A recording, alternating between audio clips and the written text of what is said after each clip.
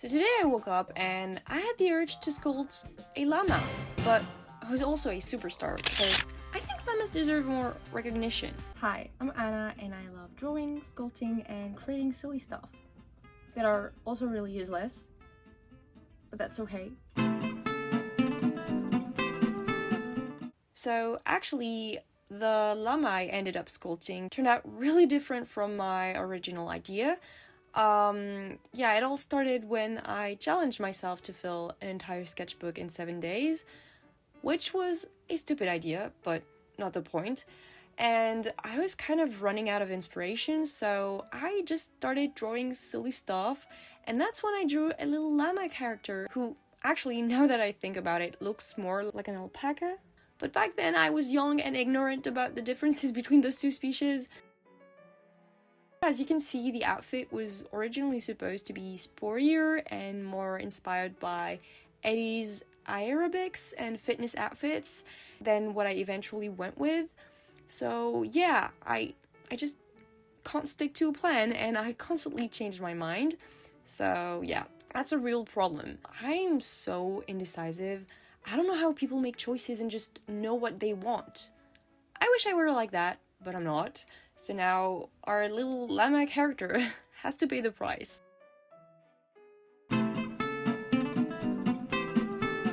So in order to sculpt the face, I started by creating the base out of foil, which immediately made me realize how long llamas' faces actually are. And then I covered it with clay and began shaping the face, adding and removing volume in certain areas. And yeah, I also used several reference pictures to help me. So I kind of began with the general shape and I gradually added more and more details. And looking for reference pictures made me realize I didn't even know the differences between llamas and alpacas. So yeah, let me educate you on the subject, because I feel like what I'm doing is pretty self-explanatory anyway. And who knows? Imagine that one day a llama randomly appears in your city or in the street you live in, and when you meet it, you're not even sure it's a llama. It could get very upset and spit on you. So yeah, let me help you with my very thorough and recently acquired extensive knowledge of llamas avoid this extremely dangerous risk. You're welcome. Honestly, I'm only half joking because I swear that one morning a few years ago, when I was walking to school using my usual path, a llama literally randomly appeared out of nowhere. Guys, I'm not lying. It made absolutely no sense, and then I found out a circus had been set up in the city for a few weeks, and I don't know, I guess they must have let their llama where there was grass. Yeah, that was really weird and random, especially since the circus was not close to where the llama was. So yeah, I don't know what happened there. That was weird. But yeah, not the point. So, the differences between llamas and alpacas. 1. Llamas are taller. 2. Llamas' faces are longer while alpacas' faces are flatter. 3. Alpaca's fur is fluffy and soft, whereas llama's fur is coarser. 4. Alpacas have pointy ears and llamas have banana-shaped ears. 5. Llamas are more likely to spit when they feel threatened, whereas alpacas, although they can spit, they will usually just cluck when stressed. And 6. Alpacas are shy, quiet and gentle, and usually stay in groups, whereas llamas are tougher, more independent, and braver. So basically, alpacas are like the nice version of llamas who are a little tougher. That's basically it. So now you know how to tell the difference between a llama and an alpaca in case of emergency.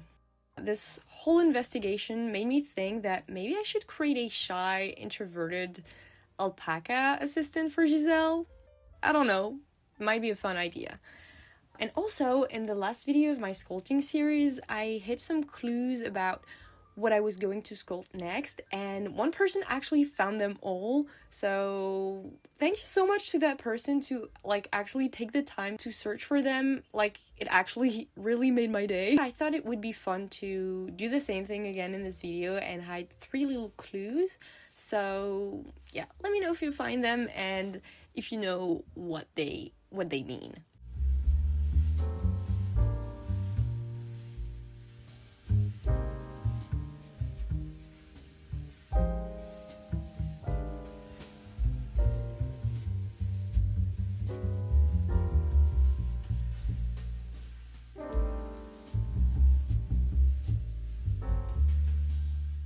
And also, I love inventing little backstories for the characters I create, so let me tell you the story of Giselle, which is actually a name that was suggested by someone in the comments, and I don't know, I thought it suited her perfectly, so thank you so much.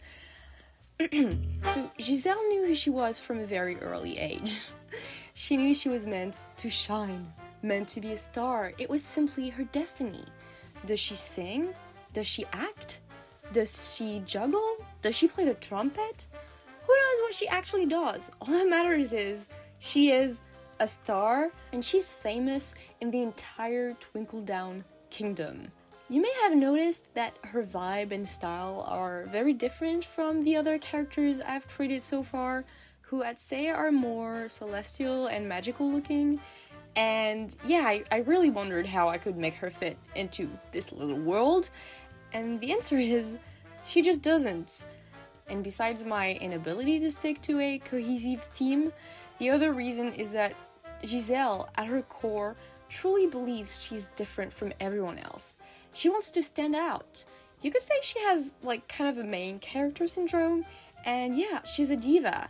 She has a bit of an attitude. I mean, like all llamas, but it's part of her character, so it doesn't really annoy anyone. Mostly the general consensus in the kingdom of Twinkle Down is that it's kind of funny coming from her, but deep down, her desire to be a star comes from a very sad childhood. Other llamas used to spit on her, so she decided she would never let anyone disrespect her or spit on her ever again, because she deserves better than that. You show 'em, Giselle. Giselle loves being the center of attention, spitting on people. Yeah, pretty paradoxical, I know. And she also loves sunny days and when there's a lot of light outside, and spring in general, because yeah, I can relate to that. I love spring. Anyways, however, she hates being bored. She also hates people who have an attitude, except from, well, herself. And also, she has beef with alpacas. Between us, I personally think she's just a little jealous of their soft, fluffy fur. But yeah, Giselle would never admit that. She just claims alpacas just don't have any personality. I made the body a little differently than my other sculptures, and I wanted to try something new. Instead of doing a posable doll body, I thought I would make just like a sculpture, just to see what I prefer doing. And yeah, I still started by doing the skeleton out of aluminum wire as usual, and for the base of the hands I used a thinner wire. This time I created a base so the sculpture could stand on its own. I cut 2 oval shapes out of cardboard and attached the legs to the top part.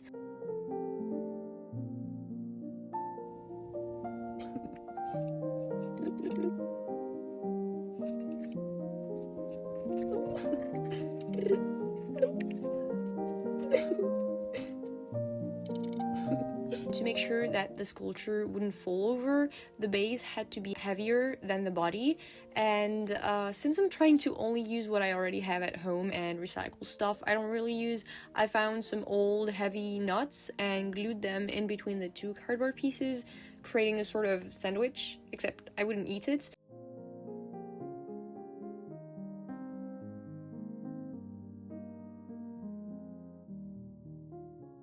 By the way, I absolutely love the poster I chose. Like, it fits Giselle's personality so perfectly. It's dynamic, cute, and funny all at once, and yeah, I really like it. And next I added volume to the body with some tinfoil. And then I covered it with tape to make sure that it would stay in place, and I attached the whole thing to the platform.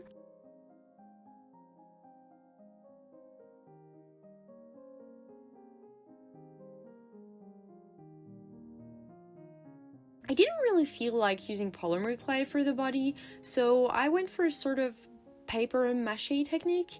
It doesn't give a perfectly smooth, detailed result, but I think I like the imperfect handmade look it gives the sculpture, and plus I find it to be a really playful and fun technique to use. So I just covered the tinfoil with kitchen paper towel and Mod Podge, which really solidifies the structure.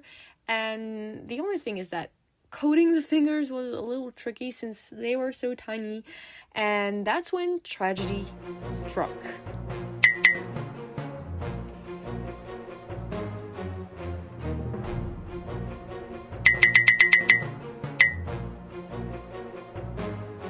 I don't know what I'm gonna do. The ear broke. Should have seen that one coming. It was too easy. It was going so perfectly. I think maybe I made the ear too thin, and so after gluing it back on, I wasn't really sure it was sturdy enough, so I needed to secure it with something extra. And yeah, since I couldn't put the sculpture back in the oven, and I also didn't have any air dry clay to strengthen the ear, I decided that I would add Mod Podge and paper towel on top of the ear to make the whole thing sturdier. And since I added paper towel on the ear, I also had to cover the entire face to unify it. And the downside is that it slightly changed how I originally sculpted the face. Basically, I made a bunch of really small details on the face for nothing, because they were kind of erased by the additional coats of Mod Podge and paper towel. Like, the layer of towel paper made the details, for instance the fur, a little less precise. I actually like this look for the body, but for the face I kind of prefer when what I sculpt is a little more meticulous and precise and detailed.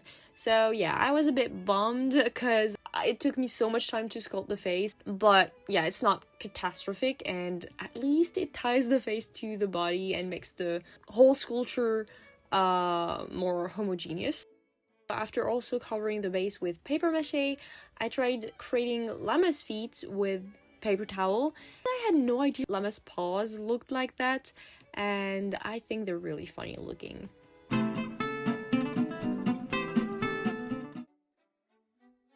After applying a beige base color onto the body and the face, I used that base color and I made it a little more orangey and darker, and I just lightly applied it on some areas.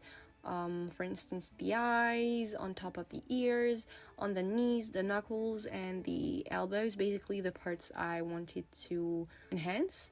And it allowed me to add some depth and life to our little llama, and I also varnished it.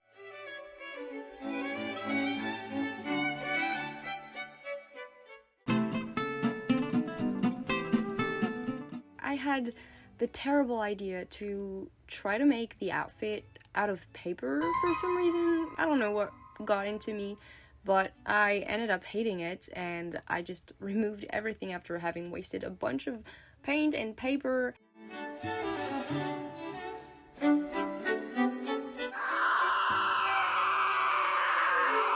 Then I completely changed my mind and I sewed the outfit with fabric as usual, and I also completely changed the vibe and the style of the outfit because one, I didn't have the proper fabric, and two, just, doing the outfit with paper and just not liking the result got me really frustrated, and I didn't feel like doing the same thing over again with fabric, so yeah, I just changed my mind.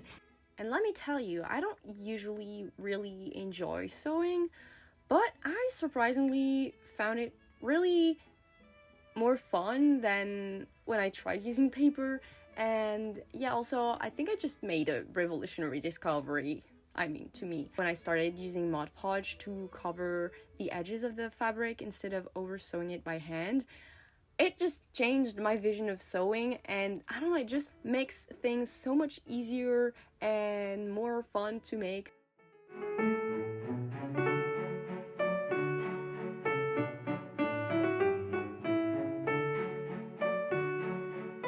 I cut 2 pieces for the top part of the dress and a round piece to make the skirt, and then I sewed the pieces together. It was just a little trickier than usual to sew the clothes since you know, the sculpture couldn't move her arms and legs like a posable doll.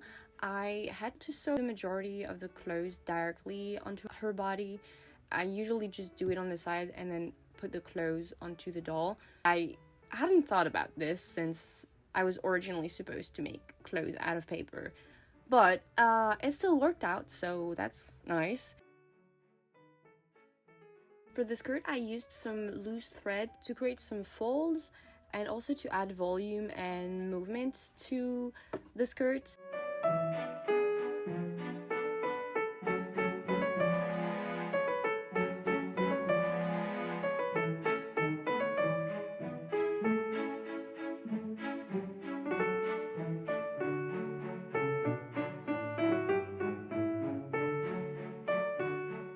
And I also added a little red ribbon to merge the skirt and the top into a single dress.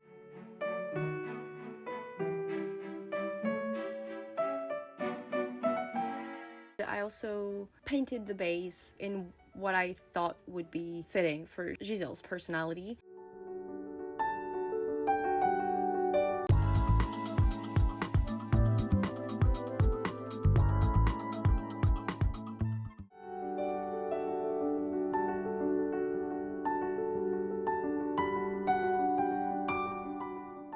Since I can't really use resin to make the eyes look shiny, because I'm trying to use what I have at home instead of buying more stuff, I just like put a bunch of layers of varnish to try and make it shinier than the rest of the fur.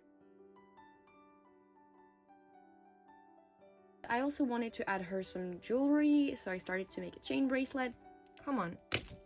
Oh no. But it looked awful, so I ended up making her simple bracelets.